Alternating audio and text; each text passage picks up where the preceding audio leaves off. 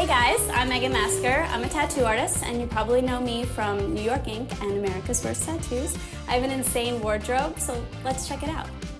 Here in New York, apartments are extremely tiny, so in order to house my monstrous wardrobe, I had to get a 2-bedroom apartment instead of 1. So welcome to my bedroom closet. When I first moved my wardrobe into this closet, it was a mess. I just had rolling racks stacked everywhere and you could barely walk in here. But my boyfriend, being the very wonderful boyfriend he is, decided to install these clothing racks on the wall for me for my birthday.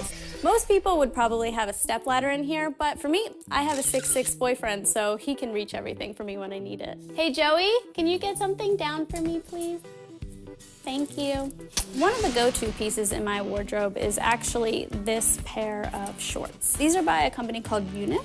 Now, to most people, they may think this is leather, but it's actually vegan leather. Me and my boyfriend, Joey, we DJ. We have a DJ project called Let's Massacre, after our names. I wore this, and it was my first gig in front of about 15,000 people. So I was a little scared, but it came out good, and you know what?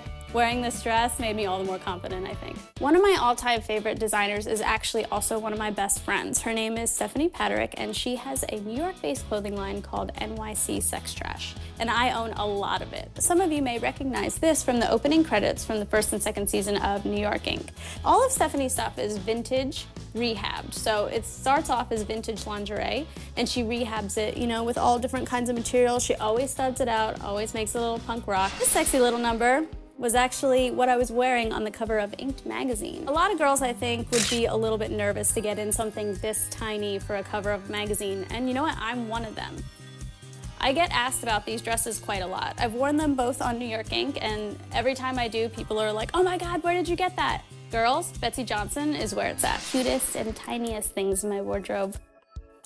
What's cool about this purse is it's made by a designer named Trina Tarantino, and what she does is she makes these tiny runs of a limited edition of 100 purses, and you know what, let's see what number I got. Number 33 out of 100. I have quite an extensive shoe collection. Actually, what you see here is just my favorite pairs, and then there's probably about 20 pairs each just shoved in the back of each of these shelves. I actually haven't even worn these yet, I just bought them. The reason I bought these shoes is because of how deceivingly comfortable they are. Being a girl who works, you know, anywhere between 8 to 15 hours a day and being on my feet most of those days, I have to find shoes that make me taller, as I'm only 5 foot tall, and are comfortable. One of the items of clothing that I wear every single day is my jacket. In New York City, it gets pretty cold here.